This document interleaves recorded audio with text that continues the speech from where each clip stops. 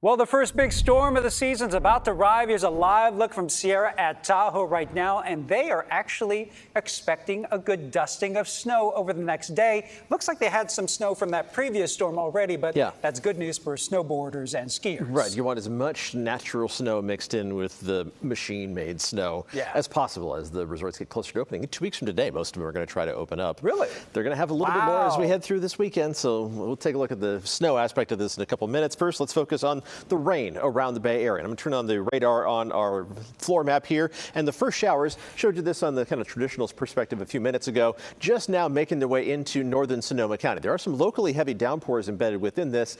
The rain is gradually going to lose some of its intensity as it moves north to south, but it is going to move north to south as we head through the rest of this evening. So we'll switch over from the observed radar imagery to Futurecast and how it's simulating the radar. It's got a good handle on the overall pattern, so we're going to take this in kind of 3-hour chunks. Between now and 8 p.m., this is where the showers are going to go, spreading across more and more of the North Bay. Still some of those locally heavier downpours embedded. Now by 8 o'clock, the rain is going to be knocking on the doorstep of the Golden Gate, maybe even trying to sneak across into San Francisco. More likely that between 8 and 11 o'clock, our next 3-hour chunk, we're going to see that rain spreading across San Francisco and Oakland and making its way over the Oakland Hills and inland in the East Bay and starting to spread farther down the peninsula as well into the Santa Clara Valley just after 11 p.m. So from 11 p.m. to 2 a.m., you see the rain not as intense, but still falling, hitting the ground, soaking the soil and adding a little bit of moisture to those very dry fire fuels. And then we go from 2 a.m. to 5 a.m. And again, the sun comes up at 7:30 tomorrow morning.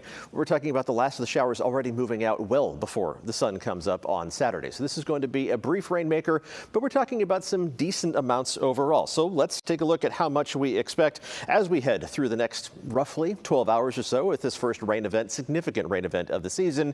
And the forecast estimates from Futurecast, same forecast model I just showed you on the floor map, are saying anywhere from a little over a 1/10 of an inch of rain to some spots maybe picking up closer to 2/3 of an inch of rain.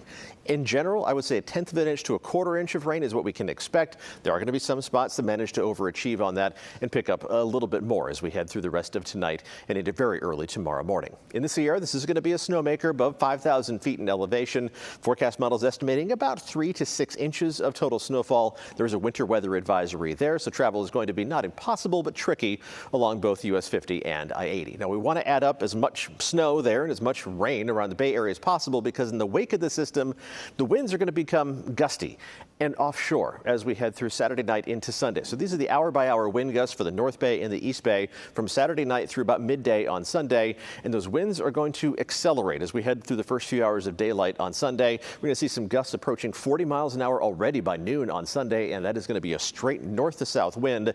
That would significantly elevate the fire threat in most scenarios, but the good news is we'll have the rain tonight and early tomorrow morning to add some moisture to the fire fuels, and humidity levels are not going to be critically low while we have the gustiest winds on Sunday. So at least some good news there.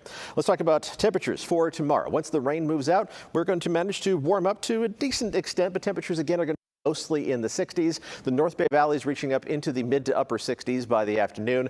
All of these numbers are about 2 to 4 degrees below what's normal for the second day of November. But with the offshore winds kicking in on Sunday, we are going to warm up to a greater extent for the second half of the weekend. Temperatures in the upper 60s inland in the East Bay.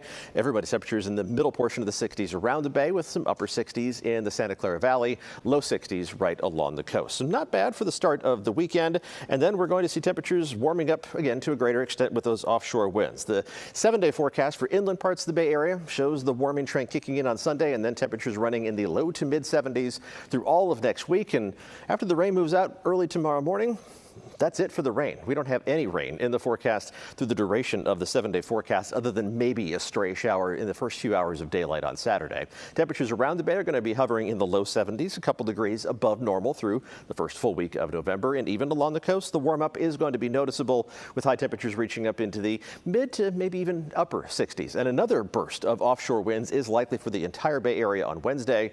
We're going to be tracking that as well because it will not be preceded by any shower activity. So the fire danger could be a little higher by midweek.